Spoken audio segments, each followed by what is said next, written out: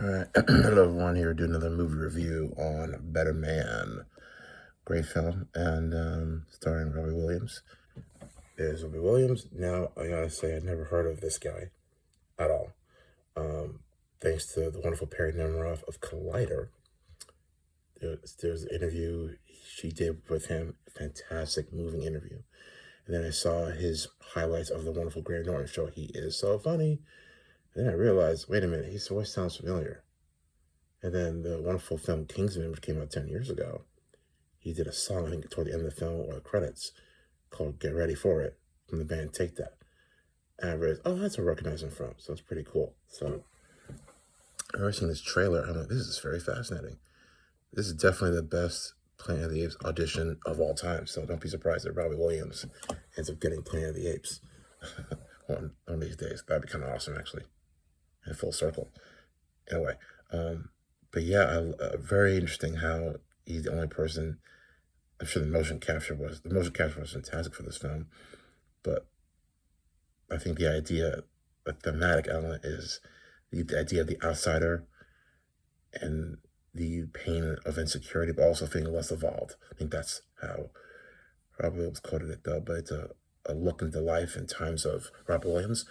You know, as a young kid, wanted to become an aspiring singer, pop star, rock star. It's funny. I think you look at this film and realize, oh yeah, these guys were basically the NSYNC Backstreet Boys at their time in England, where America had Backstreet Boys and NSYNC.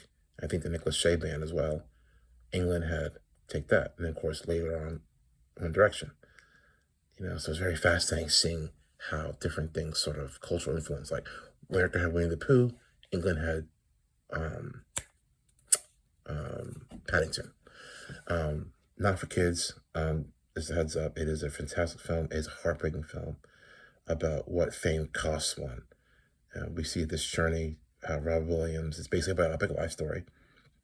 And it's a heartbreaking and riveting look about the rise to fame, the cost of fame from drugs, mental health, alcoholism, infidelity, insecurity, depression, not feeling like you're good enough. And Rob Williams has not had an easy life. And he's dealing with sort of the good times of his childhood and also the heartbreaking times of his childhood in terms of just feeling loved and accepted and for being different. And yeah, it's a very powerful look. And I think I love the song he did, the song he said about angels, meeting angels instead. That was a powerful look. Excellent song. And I love the song toward the end where he's able to reconcile once and for all with his past. And also the end credits. That song at the end credits was so beautiful, though. But it's interesting. I was very moved by this film. It was very interesting watching interviews of Robbie Williams. And boy, this guy was close to death, and he's on the other side. And it's great that he's taken that's what art is. You know, through heartache and pain comes art, inspiration, and healing. And there are moments where it's like, oh man, it's rough. It's a spiral. But and as I was watching this film, I was thinking about the late, forever great Liam Payne in One Direction. And I did not know Liam Payne personally, and I loved his work and everyone's work in One Direction. I didn't follow everyone's career after One Direction broke up. Mostly Harry Styles because he did chord in the show, SNL, and movies.